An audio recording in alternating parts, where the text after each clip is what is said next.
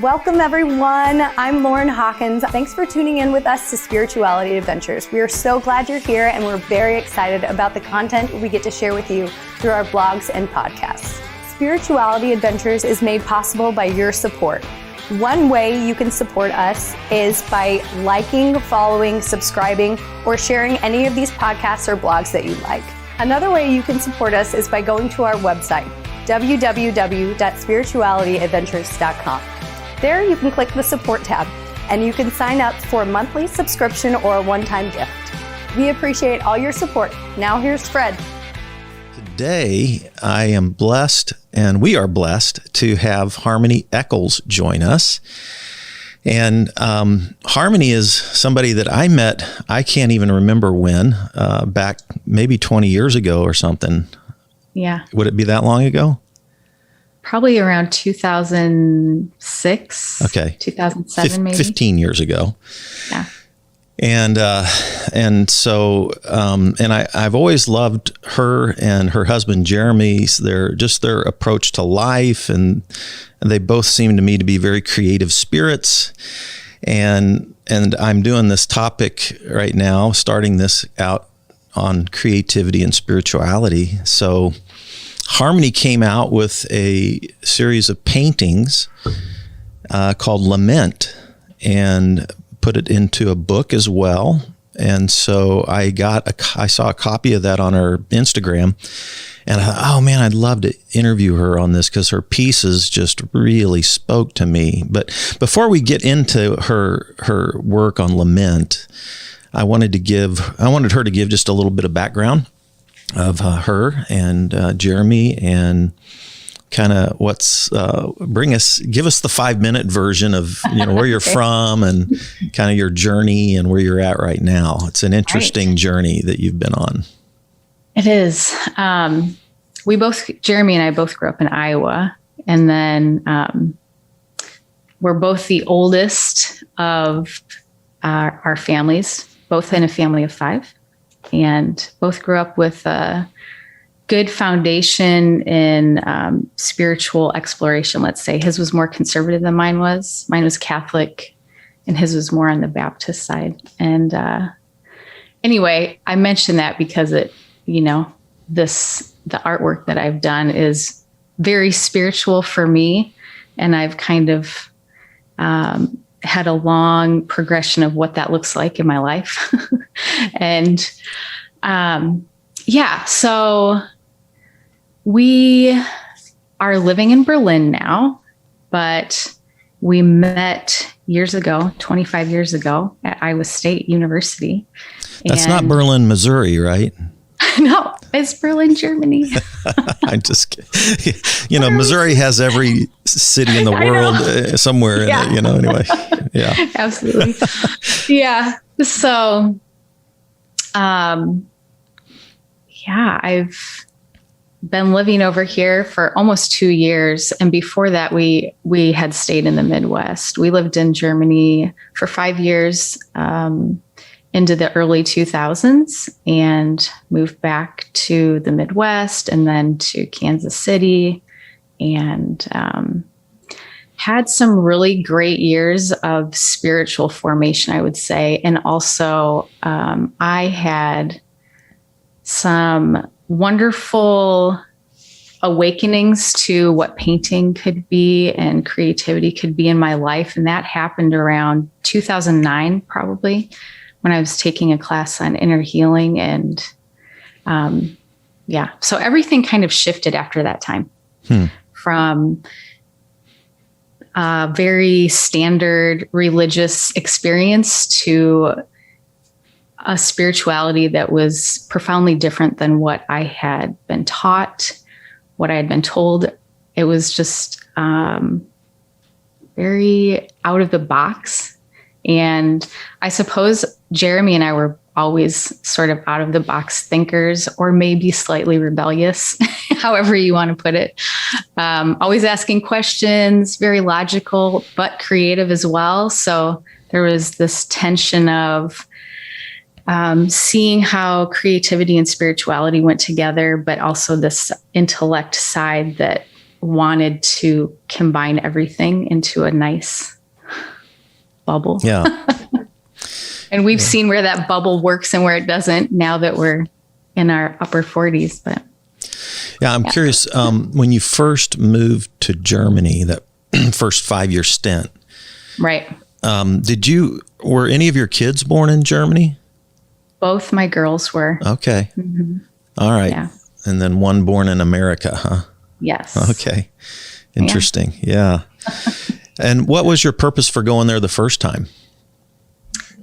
You know, Jeremy had always had a fascination with Germany, and I didn't really care either way what we did. After college, I was sort of open to exploring the world and thought, well, if he wants to go there, I'm game, because we're young and this is a good time to try new things and see more of the world than I had before. My family wasn't really much into traveling, so I hadn't thought about moving outside of Iowa, quite honestly. So this idea of moving overseas was shocking, but also really exciting. Okay. To think about something that. So it was an adventure. Unique. It was an spiritual adventure. It was, absolutely. All right. Cool. I know when we met and when I found out about the Germany, so I had a few German connections, and I think I probably introduced you to a couple of my German friends. One would have been Klaus Jambor, and he said to say hi, by the way. I chatted with him on the phone just a few days ago. And then I think I helped you meet Martin Buhlman, did I not? Yes. Did I connect you guys? Yes, have you seen him since you've moved over to Berlin, or any? Actually have not. Okay. Because of COVID. And yeah. He was still kind of the head of Vineyard Berlin here until we moved here. And then it has changed leadership to someone that he kind of mentored. Okay. And so we stay in touch with the leadership of Vineyard Berlin. And Jeremy actually stayed with the creative director for 9 months until I moved here with the kids. Yeah, cool. So, I was over in Bern, Switzerland, and came to know Martin. Martin planted a vineyard in Bern, Switzerland, and we had come to know each other through the years. Probably met in the 90s or something like that. And and then his son, I think, is now the pastor of the Bern, Switzerland. I think so. Mm-hmm. Yeah, and then he was heading up the Berlin. So anyway, it's a church movement. For those of you who don't know Vineyard, it's just a movement of churches around the world, actually, that I've been a part of for many, many years. Well, let's jump into your artwork. So you've titled the book, and I guess this series of paintings, Creative Lament. Is that right? That's right. Creative Lament. I love that title. And basically, lament is it's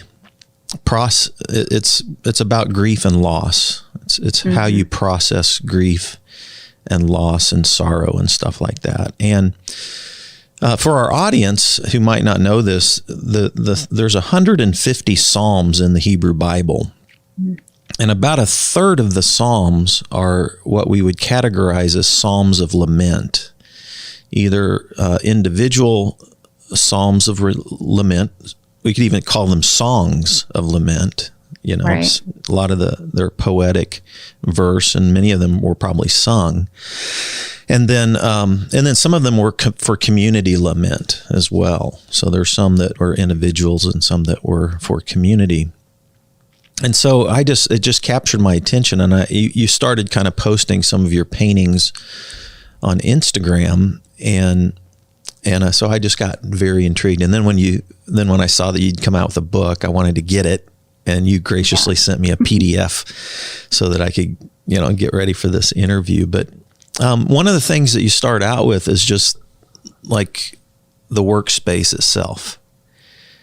And Yeah. I was thinking about creativity and environment and workspace, and then how that workspace environment and creativity was a part of the way you started spilling out your emotional construct. Yeah. Yes. I thought that was fascinating. How do you find that your physical environment is important to the creative process, as well as was it important for this process of grieving? Yes, absolutely. I'd like to say that it's not important, but it is. I just can't get away from that. Jeremy found this apartment that we're in, and it has what they call a winter garden, which is like a room that has 3 walls of windows, and it has become my studio space, and it's so amazing. I feel so it's very unlikely to find a space in Berlin that's big enough for a family and affordable, let alone to have a room like this that has so much natural light. So for me, I, of course, like my space really organized, which might be a little bit different than some artists do, but I'm a designer by profession, and my bachelor's degree is in graphic design. So I have this sort of organized design approach to things as well. So having 3 walls of natural light coming in for this series of paintings was really, I think, critical for me, because I felt like I was in such a dark place already that I don't think I could have handled also being in a dark space physically and having the motivation or that little bit of the push of nature, I would say, is right outside my windows. There's a lot of green and trees and tons of birds singing. And it's almost like I needed that surrounding of comforting sound and scenery to have a resting place, to let my guard down, to really be able to paint things that felt heavy and felt dark, because it's not typical of the paintings that I do. So it was kind of initially scary anyway to dive into a series of work that I knew wouldn't be something I'd want to hang on my wall necessarily. I do have a couple of them on my wall, but like one of them I just keep in the basement because it's so dark that I don't want to walk by that every day. It really it does reflect how I was feeling, and it's good to be reminded of that. But anyway, so this space that I was in was really great, really important. That's cool. What about let's say when you poured out this ink bottle and all this initial effort, like you're trying to go I have the energy to do this. Well, I've got to do it, kind of a thing. And I need to deal with this. Was this at give us a time frame for that. Was that at the beginning of the pandemic? Was it early 2020, or was it earlier than that you started this process? This was the fall of 2020. So okay, well into the pandemic. Okay. And what had led up to this point was going back to before we moved to Berlin. Jeremy had lost his job. I was working, and it took him 7 months maybe to find a job, which ended up being here in Berlin. And then he moved ahead of me and the kids so that they could finish school. I was working full time, raising 3 teenagers. That was something special. And trying to sell a house and wrap up life and get ready to move internationally, which also meant unloading probably a quarter to a third of our belongings over time, over a few months' time. And that alone just had amassed an amount of stress that I knew I was taking on. I knew that it was unhealthy. And I just told myself, well, there isn't really an option. Like, this is what I have to do. And I can do it because I know there's an end and that then I can work through it. However, then you move overseas and try and adjust to life over here. And then the pandemic started, which meant that we couldn't take that next step in adjusting by being present in the city and by getting together with people and even learning the language by interacting. And so that I knew it was going to be hard to be here, but it was much harder than I had anticipated. And it took longer to just initially adjust. I thought last time we moved to Germany, it took about 6 months for me to feel like, okay, this is home. And I thought, I'm going to give myself a year, generously give myself a year to adjust.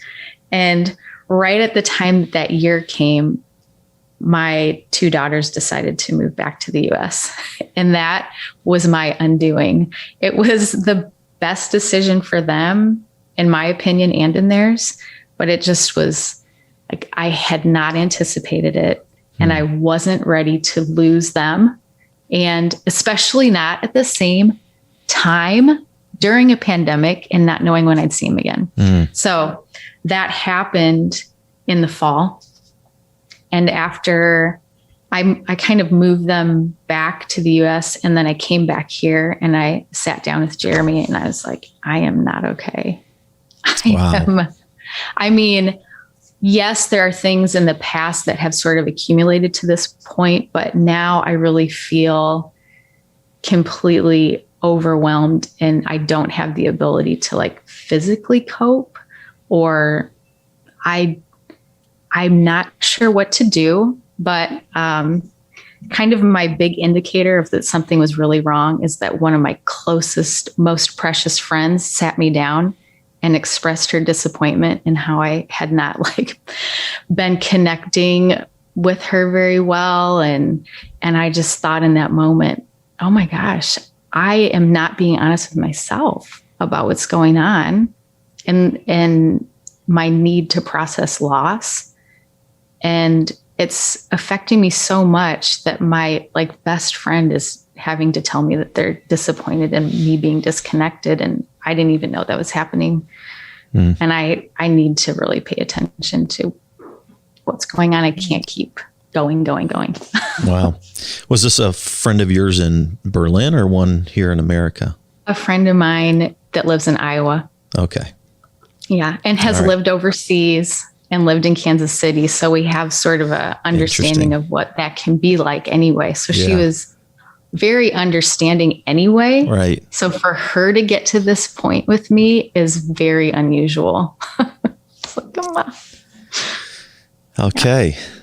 So in the book, that gives us a good intro to this. One of the little phrases in your book, you had written some thoughts next to your paintings. And one of the little phrases that stuck with me is sitting with uncomfortable emotions. Sitting with uncomfortable emotions. That captured me because I would say that's something I've never done very well. Sit with uncomfortable emotions. Doesn't feel good. Has that been a part of the way have you been good at processing uncomfortable emotions throughout most of your life? Or is it like you put them aside, they build up, and then all of a sudden once they're about ready to explode, you finally realize, oh, I need to sit with this a little while. What? Yeah. I mean, have you realized the importance of sitting with uncomfortable emotions most of your life? I would say since about 2009, when I was had really started this painting in a particular way. It was a way for me to process all kinds of emotions, particularly ones that were uneasy and hard to understand, in order to get to a place of better understanding or a place of peace or joy. And so I'd say probably for 15 years, maybe a little less than that, it's been a regular practice of mine to work through anything that I felt was negative emotion. But sometimes, it just all piles up. And even though I would say, yeah, I think I'm pretty good at this, or it is something I intend to do, that I just got to a point where I was like, I can't effectively do what I've always done to process the emotions. And I think I realized that there was something different happening. I read Burnout. Maybe you've read that too, but about unlocking stress, the stress cycle. And as I was reading that, I thought, wow, I have been good at addressing the stressors as I meet them, but the overall accumulation of stress, like in my body, I have not dealt with. And I'm going to have to do something about that. And one of their suggestions in the book is to use creativity as a way to kind of get it out. That's awesome. I like that. Yeah. I like that. Yeah. In one of my blogs, and I can't remember which one actually, but because I had grown up, and I'm not blaming this on anybody, it's just what I soaked in through my, growing up years in church and all that kind of stuff, is that negative emotions were almost attached to my quote sinful nature, my old nature. So like any kind of negative emotion for me was kind of associated with being sinful. And so, I always tried to suppress, conquer, avoid, ignore, but probably just, and a lot of therapists use the picture of the beach ball and trying to hold it under the water forever, and it just doesn't work, especially if it's a big beach ball. Right. And so once my beach ball popped out from underneath the surface, it was a mess, right? And then I had to because when the Apostle Paul talked about the sinful nature, like Galatians 5 and Romans 7 and stuff, a lot of the things he mentions that are connected to the sinful nature are actions, not emotions, behaviors versus emotions. He doesn't really deal a lot with emotions when he talks about that stuff. And so I had to find my home in the Psalms of the Lament and the Psalms of Lament. And they are full of every human emotion, every negative human emotion. They're spilled out in the pages. There are times when, like Psalm 22, I'll get back to your painting here in a minute, I want to just read the first two verses of Psalm 22. This would just be one example of a Psalm of Lament. And it's one that if you grew up in church, you've heard it before. Yeah. My God, why have you forsaken me? Why are you so far away when I cry for help? Every day I call to you, my God, but you do not answer. Every night you hear my voice, but I find no relief. The first two verses. Now I could read that whole psalm, and then I could read you sections of my journal, which are very raw, which I won't do, but and of course that verse was made famous because Jesus quoted that first line while he was on the cross, right? It's a Psalm of Lament. And so I've had to really re-examine my whole relationship to negative emotion and uncomfortable emotions. That's why I wanted to start with that little phrase, sitting with uncomfortable emotions. And even like mindful meditation is something I've been doing a lot of, and sitting with those negative emotions, you know. And I love the physicality of your dealing with those negative emotions in such a tangible, physical, creative way. I loved that. It made me want to be an artist, you know. Yeah. Well, you are an artist with words. That's right. I'm trying. So anyway, but so after you the first painting in your book that is posted there is it's the one that's full of kind of like these blue, dark blue kind of ocean type colors.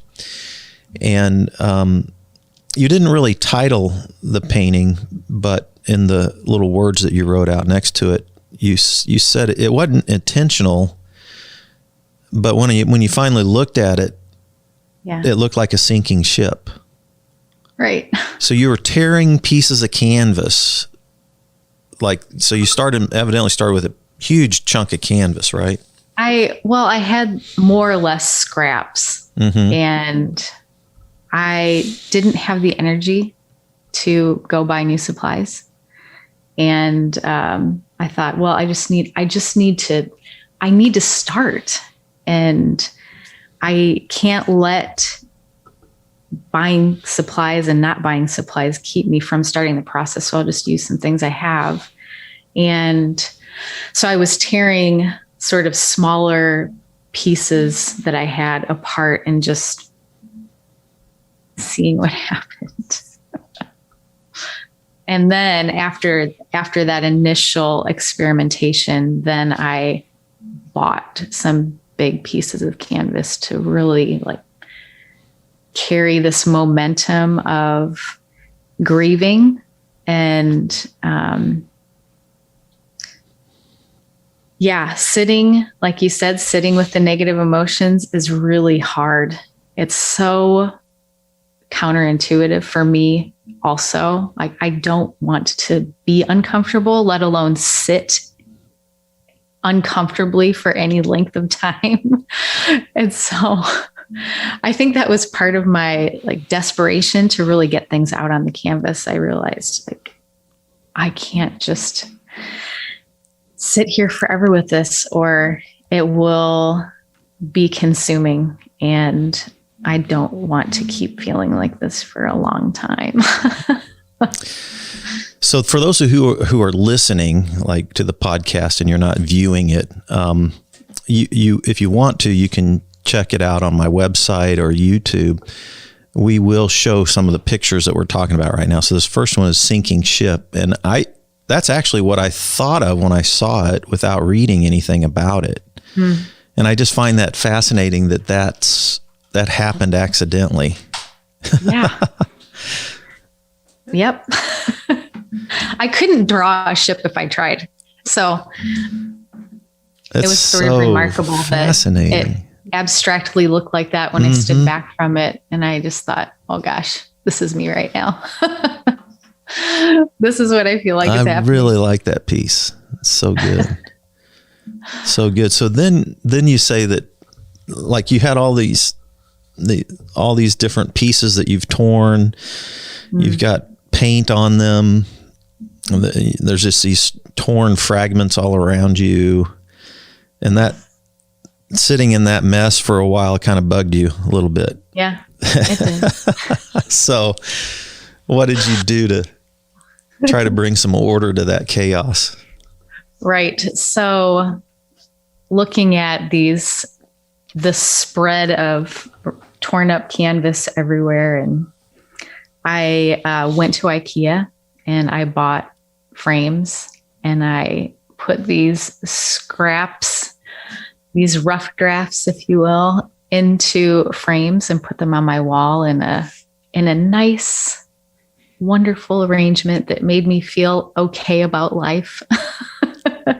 And I just had to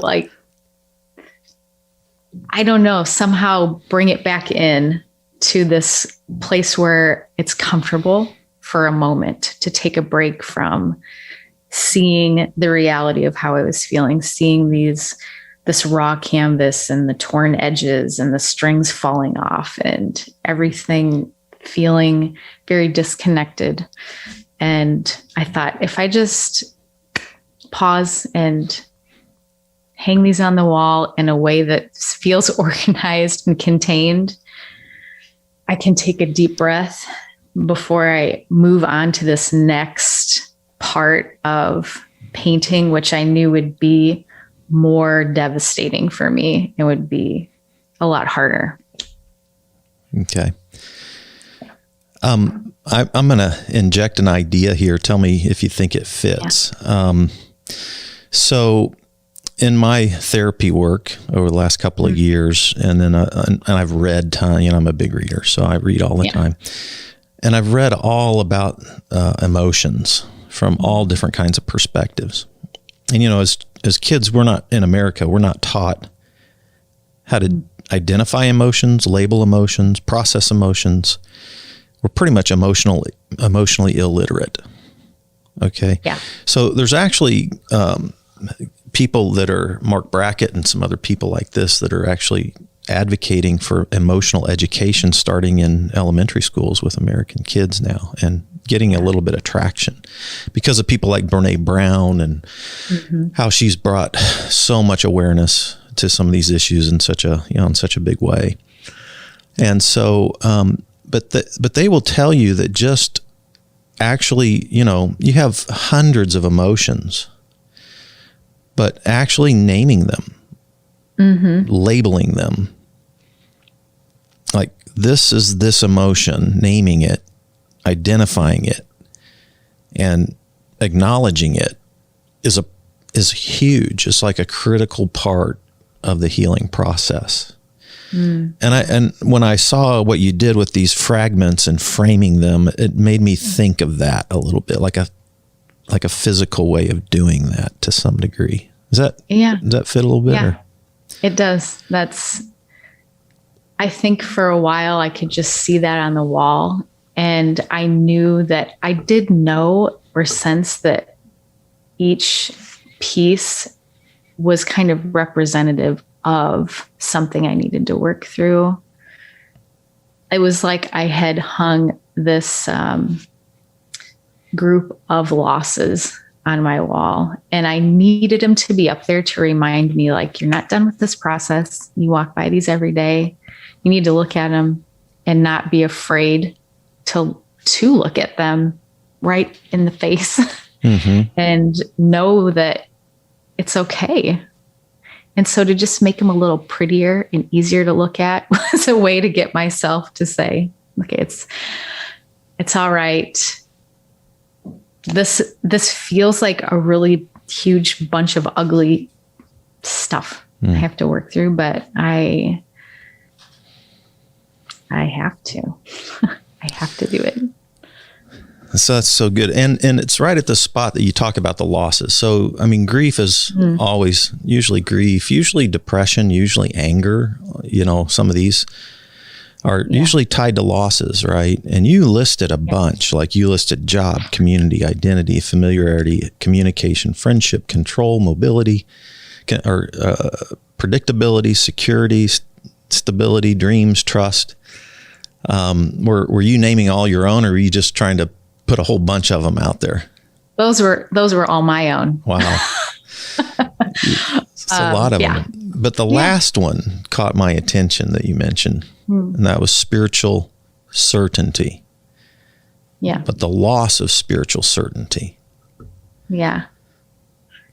Tell me what you meant by that. That one was something that had been going on for a while. So it's last in that list because it wasn't like the most current of losses that I felt. That one's, it's a little hard to explain, but I'm going to do my best. So I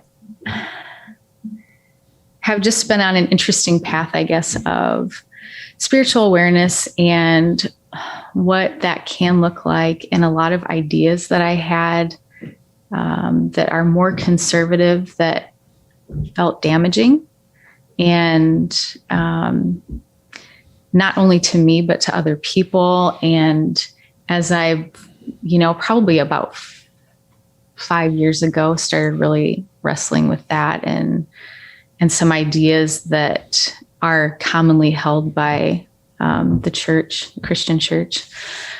And I worked at a church at the time. So it was sort of interesting to be having these ideas that were negative. And I wouldn't even say for me that they were negative. It was that I was realizing that something had to change in me, but also in the church generally. And so that took kind of stepping outside of what I have known and being willing to have things be different. And part of what happened there was that my daughter, Allegra, was part of a theater in high school. And these kids were incredible and so unique and very opposed to Christianity for very good reasons. And I just saw how like beautiful they were and how hurt they were. Well, it's gonna make me cry. And I thought, how can this be happening? How can we continue like moving in the direction we are and rejecting so many people? And I saw how she interacted with them and how that was truly more church than a lot of the things I was experiencing, because they were there for each other. They were supportive. They were together for a greater purpose. They were being creative. They were being themselves. They were accepting each other. They were helping each other through the worst of problems, and just coming out of a culture of oppression and rejection, a lot of them. And our house kind of became their safe place. And we always had parties, and I just thought these are the people that I would choose to be around. They're like, there's so much that I have to learn from them. And I don't want to feel like I'm closing myself off to the true beauty that's in these individuals that have been rejected. Yeah. So that kind of started me really thinking about what church was and what love really can be. And so I, like, all my church experiences honestly have been really pretty great. I have to say, I've learned a tremendous amount that is irreplaceable. And I've had to also sift through a lot of things that should be replaced. And then moving over here and losing all of that community, I realized I was really cynical. And it took me like purposefully working through cynicism for probably 9 months. I mean, I was working at it. And I thought this will be a quick process because I'm being so intentional. And it just took so long.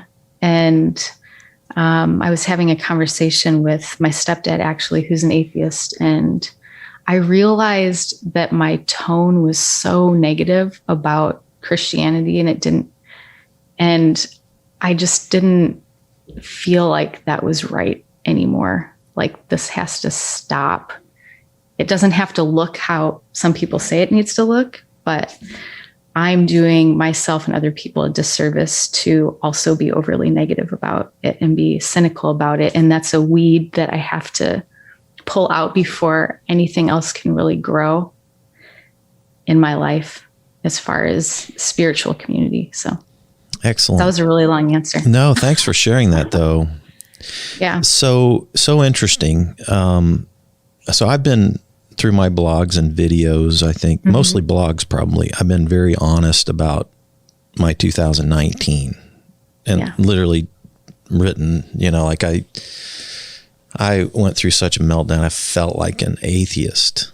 I felt like my faith was shattered. Like I felt like it was gone, like I'd lost it. And it was dark, very, very dark. And there was no quick fix. It was way too deep for that. Yeah. And then, I started connecting with the recovery community in Kansas City, sitting in rooms with alcoholics and addicts of every economic category, every faith and non-faith that you could imagine, every kind of lifestyle that you could imagine. And then all sitting there with all of us broken people, like just being honest about our brokenness.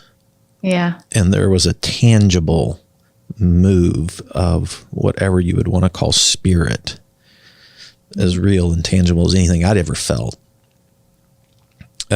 Just honesty and brokenness. And there's something like magical about the bonding that can go on. And so when you described what you saw happening with your daughter's group, it reminded me of kind of what I was, in a different way, but in a similar way, what I was feeling.